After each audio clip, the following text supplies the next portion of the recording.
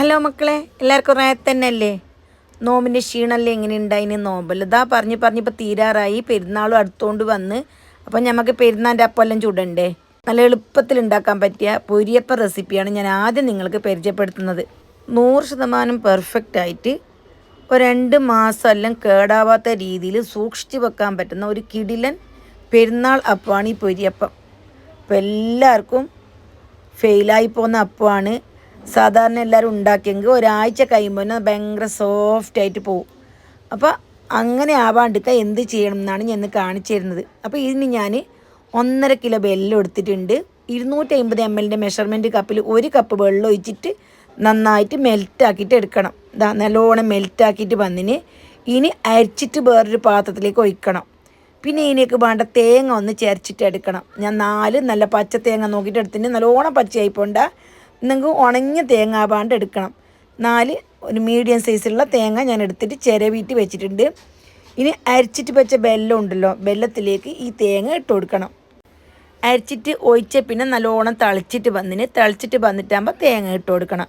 തേങ്ങ ഇട്ട് കൊടുത്തിട്ടായിട്ട് നല്ല പാങ്ങിൽ ഇളക്കി കൊടുക്കണം. ഞാനിപ്പോൾ ഒറ്റയ്ക്ക് തന്നെ വീഡിയോ എടുക്കുന്നുള്ളത്, അപ്പോൾ കുറച്ച് അനക്കമെല്ലാം ഉണ്ടാവും. അപ്പോൾ എല്ലാവരും സപ്പോർട്ടാക്കണം, സഹകരിക്കണം. ഇപ്പം നല്ലോണം ഞാൻ ഇളക്കി കൊടുക്കുന്നുണ്ട്. പിന്നെ വെള്ളം 1 കപ്പിനാട്ടി കൂടുതൽ ഒഴിച്ചു കൊടുത്താറുണ്ടാ. എല്ലാ ഭാഗവും മിക്സായി കഴിഞ്ഞിട്ടാകുമ്പോൾ നല്ല പോലെ തിളക്കാൻ തുടങ്ങും. ആ തിളക്കാൻ തുടങ്ങുന്നത് വരെ ഇതേപോലെ കൈയെടുക്കാണ്ട് ഇളക്കി കൊടുക്കണം. ഇതാ ഇപ്പോൾ തിളക്കാൻ തുടങ്ങിയിട്ടുണ്ട്. ഈ ഒരു പരുവത്തിലായി കഴിഞ്ഞെങ്കിൽ, അതായത് ഇങ്ങനെ തിള വരണം. അപ്പോൾ മൂടി വെക്കണം. ഏറ്റവും ചെറിയ തീയിലിടണം. ഇനി 1.5 മണിക്കൂർ ചെറിയ തീയിൽ ഈ തേങ്ങ നല്ലപോലെ വേവിച്ചിട്ട് എടുക്കണം. അതിൻ്റെ ഇടയ്ക്ക് ഓരോ 5-10 മിനിറ്റിൻ്റെ ഇടയ്ക്ക് ഇളക്കി കൊടുക്കണം. പിന്നെ 2 കപ്പ് 250 ml മെഷർമെൻറ്റ് കപ്പിൽ 2 കപ്പ് പച്ചരി ഞാൻ രാത്രി തന്നെ കുതിരാൻ വെച്ചിട്ടുണ്ടായിരുന്നു നല്ലോണം കൈയിട്ട്. ഇനി വെള്ളമെല്ലാം ഊറ്റിയിട്ട് ഒരു മിക്സിൻ്റെ ജാറിലേക്ക് ഇട്ടിട്ട് ഇതിലേക്ക് 2 മുട്ടയും 1/4 ടീസ്പൂൺ ഉപ്പും ഇട്ടിട്ട് നമുക്ക് നല്ല പേസ്റ്റ് പോലെ അരച്ചിട്ടെടുക്കണം. പ്രത്യേകം ശ്രദ്ധിക്കണം, ഇത് നല്ലോണം അരച്ചിട്ട് പേസ്റ്റ് പോലെയാണ്. അല്ലാന്നുണ്ടെങ്കിൽ അപ്പം മുക്കിയിട്ട് എണ്ണക്കിടുമ്പോൾ പൊട്ടിപ്പോവും. അതുകൊണ്ട് തന്നെ നല്ല പാങ്ങല അരച്ചിട്ടെടുക്കണം. പിന്നെ 250 ml മെഷർമെൻറ്റ് കപ്പിൽ 1 കപ്പ് വെള്ളം എടുത്തിട്ടുണ്ട്. ആവശ്യത്തിന് ഒഴിച്ചിട്ട് അരച്ചിട്ട് എടുക്കണം. വെള്ളം ഒന്നിച്ചിട്ട് കൂട്ടിയിട്ട് അരക്കണ്ട, അരത്തവും കിട്ടില്ല, മൂടിയെല്ലാം ഓപ്പണായിട്ട് പോവും. ഇതാ ഇപ്പം ഞാൻ നല്ലോണം നൈസായിട്ട് അരച്ചിട്ട് ഒരു ബൗളിലേക്ക് ഒഴിച്ചു കൊടുത്തിട്ടുണ്ട്. പിന്നെ ഇതിലേക്ക് വേണ്ടത് പൊരി. സാധാരണ പൊരി ഉണ്ടല്ലോ, അത് 350 ഗ്രാം ഞാൻ എടുത്തിട്ടുണ്ട്. അതും ഒരു മീഡിയം തീയിലിട്ടിട്ട് നല്ലപോലെ വറുത്തിട്ട് എടുക്കണം. ഇത് ലൈറ്റ് ഗോൾഡ് കളർ ആവണം. അപ്പോൾ അത്രയും സമയം വരെ നല്ലോണം നമുക്ക് വറുത്തിട്ട് എടുക്കാം. കൈയെടുക്കാണ്ട് വറുക്കണം. 1 സെക്കൻഡ് കഴിഞ്ഞെങ്കിൽ തന്നെ അത് കരിഞ്ഞു പോവും. ഇതിങ്ങനെ കൈയോട് ഒന്ന് പൊടിച്ചു നോക്കിയാൽ മതി. നല്ല പോലെ പൊടിയുന്ന കണ്ടില്ലേ? അപ്പോൾ ഇതാണ് പാകം. ഇനി നമുക്ക് ഇത് പൊടിച്ചിട്ടെടുക്കാം. ഒരു 10 മിനിറ്റ് കഴിഞ്ഞിട്ട് പൊടിച്ചിട്ടെടുത്താൽ മതി. ഒന്ന് ചൂടെല്ലാം ആറിക്കഴിഞ്ഞിട്ടാകുമ്പോൾ നമുക്ക് പൊടിച്ചിട്ട് എടുക്കാം. ഈ സമയം ഇടയ്ക്കിടയ്ക്ക് തന്നെ ഈ വെള്ളത്തിൻ്റെ പണ്ടൊന്ന് ഇളക്കി കൊടുത്തുകൊണ്ടിരിക്കണം. പിന്നെ പൊടിക്കുമ്പോൾ ഒരു 10-12 ഏലക്ക ചേർത്തിട്ട് കൊടുക്കണം. നല്ലൊരു മണം കിട്ടും. പൊരി പൊടിച്ചിട്ടെടുക്കുന്ന സമയത്ത് മീത്തം തന്നെ ഭാരിയിട്ട് എടുക്കണം. അടിയിൽ നല്ലോണം കല്ലും മണ്ണും പൊടിയെല്ലാം ഉണ്ട്. പിന്നെ ഈ സമയം തേങ്ങ ശ്രദ്ധിക്കണം.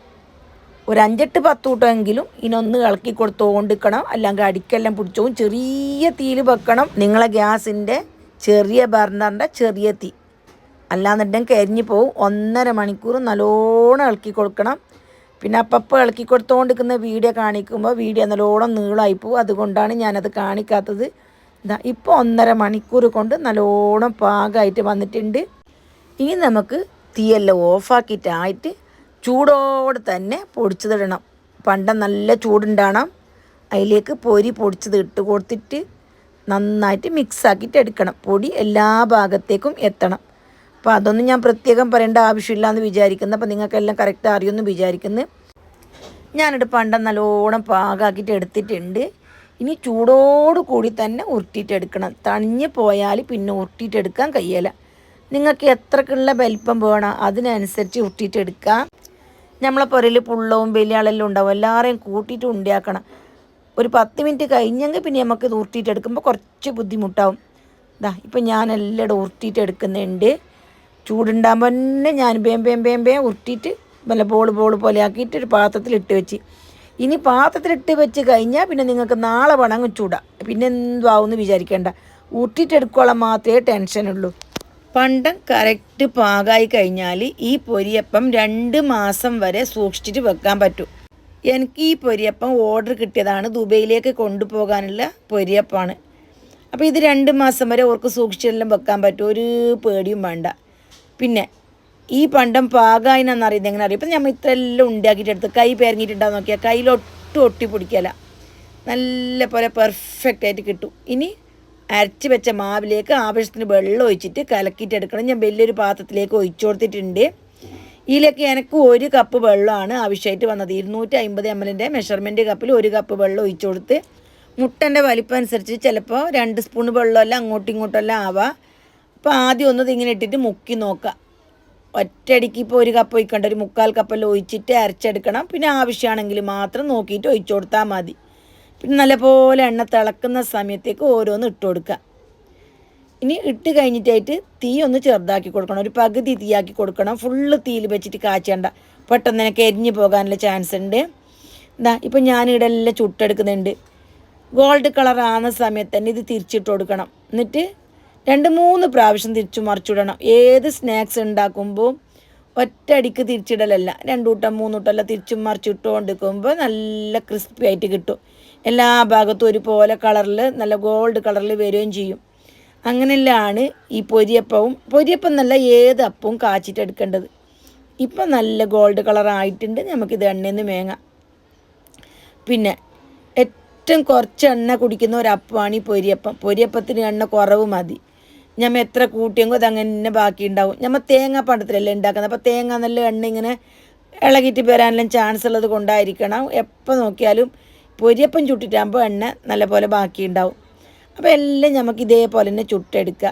തേങ്ങാപ്പണ്ടം നല്ലോണം വേണം, അത്രമാത്രം ഇതിൽ ചിന്തിക്കാനുള്ളത്. ഞാൻ പറഞ്ഞ കറക്റ്റ് ടൈമിൽ തന്നെ വേവിച്ചിട്ടെടുക്കണം. വളരെ ചെറിയ തീയായിരിക്കണം.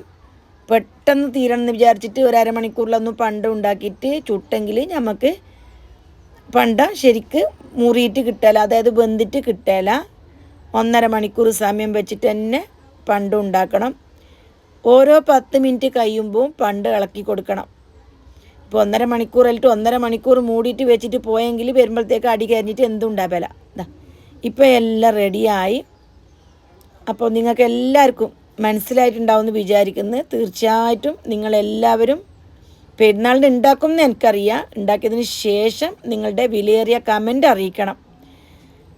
പിന്നെ എൻ്റെ വീഡിയോ ഇഷ്ടപ്പെട്ടെങ്കിൽ എല്ലാവർക്കും ഒന്ന് ഷെയർ ചെയ്ത് സപ്പോർട്ടാക്കണം. നിങ്ങളിപ്പോൾ വീഡിയോ കാണുന്ന സമയത്ത് സബ്സ്ക്രൈബ് ആക്കിയിട്ടില്ലെങ്കിൽ നല്ല നല്ല പെരുന്നാളിൻ്റെ അപ്പവും എല്ലാം കിട്ടാൻ വേണ്ടിയിട്ട് എൻ്റെ വീഡിയോ ഒന്ന് സബ്സ്ക്രൈബ് ചെയ്തിട്ട് വെക്കണം. നാടൻ രീതിയിലുള്ള കാസർഗോഡ് വിഭവം കിട്ടാൻ വേണ്ടിയിട്ട് എല്ലാവരും സബ്സ്ക്രൈബ് ചെയ്യണം. ഇത് എനിക്ക് കിട്ടിയ പെരുന്നാളിൻ്റെ അപ്പത്തിൻ്റെ ഓർഡറാണ്. പെരുന്നാളിൻ്റെ അപ്പം ദുബൈക്ക് കൊടുത്തേക്കാനുള്ളതാണ്. എൻ്റെ വീഡിയോ നിങ്ങൾക്ക് ഇഷ്ടപ്പെട്ട് കാണുമെന്ന് വിചാരിക്കുന്നു. വീണ്ടും കാണാം. ജസാക്കല്ലാഹ് ഖൈർ.